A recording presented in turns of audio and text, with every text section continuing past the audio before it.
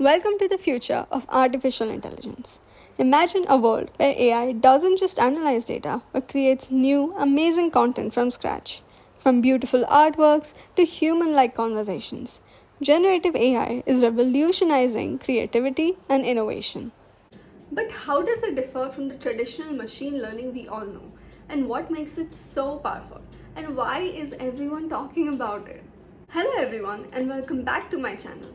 I'm Selena and in today's video, we learn about generative AI, unravel its secrets and explore its multitude of advantages. So if you're ready to learn about this exciting future technology, then let's jump in. Generative AI refers to a type of artificial intelligence that can create new content. Unlike the traditional AI that was used for classifying or categorizing data, this AI takes the previous data that it was trained on and creates new and similar content. This new data can be text, images, music, or even videos. The development of a generative AI model is a three-step process. So let's break it down one by one. Step 1 is training. AI models are trained on large data sets. For example, if it is a text-based model like GPT-3, then it might be trained on a number of books, articles, or even websites. Or if it is an image-based model, it must be trained on a large number of images. Step 2 is learning the patterns. So during the training phase, the model learns the patterns and the structures of the data. For example, if it is a text-based model, then the model will learn about the context and the semantics and the grammar of the text. Step 3 is generating content. The model can create new content based on its learnings once it is completely trained. So once you give it a prompt, it will generate a logical result. So now we know how a basic generative AI model is trained. Next, we learn about the different techniques that are used for building these generative AI models. Over here, we'll discuss the top 3 ones. So number 1 is generative adversarial networks, or also known as GANs. These consist of 2 parts, a generator and a discriminator. The role of the generator is to create new data, and the role of the discriminator is to check it against the real data that was fed into the network. Over time, as the generator produces more and more synthetic data and the discriminator compares it against the real value that was added to the network, they improve each other's accuracy, and the generator is able to produce more and more realistic images. Hence, the accuracy increases, and finally, the result is hyper-realistic generated content. On number 2, we have variational autoencoders, also known as VAEs.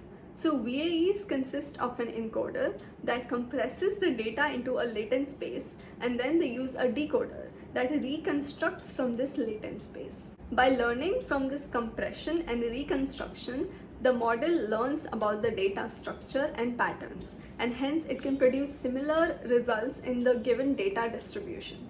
On number 3, we have transformers. Transformers like ChatGPT-3 use special methods to create sequences of information. These models are excellent at handling connections over long distances and understanding context, which makes them great for making text content. Let us now discuss the advantages of generative AI in this modern era. Efficient content creation. It can generate a huge variety of good content within few seconds. It can produce marketing copy and technical documents and more based on the specified needs by the user. Instant code generation. It is beneficial for IT and software organizations as it can generate large and correct code within just few seconds. High quality technical materials. So it creates high resolution versions of medical images, enhancing the clarity and detail. Resource and time saving. It automates multiple tasks, saving time and resources for the organizations, allowing the organizations to focus on business opportunities and value creation. Finally, customization and adaptability. These models can be fine-tuned for specific tasks, like creating slides a particular way or making some headlines for some new article. Now that we know all about generative AI, we can now discuss the differences between traditional machine learning and generative AI. So let's jump in. While generative AI focuses on creating new content and data, machine learning analyzes data and makes predictions. Generative AI utilizes generative models like GANs, VAEs, And on the other hand, machine learning uses supervised, unsupervised, and reinforcement learning algorithms. Some examples of these are regression and classification.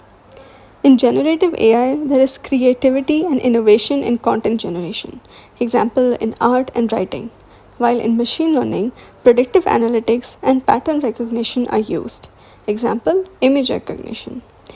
Generating articles and creating deep fakes is one of the use cases of generative AI, and predicting stock prices and diagnosing diseases is one of machine learning. That's all for today's video. I hope you enjoyed it and got some nice insights from the world of generative AI.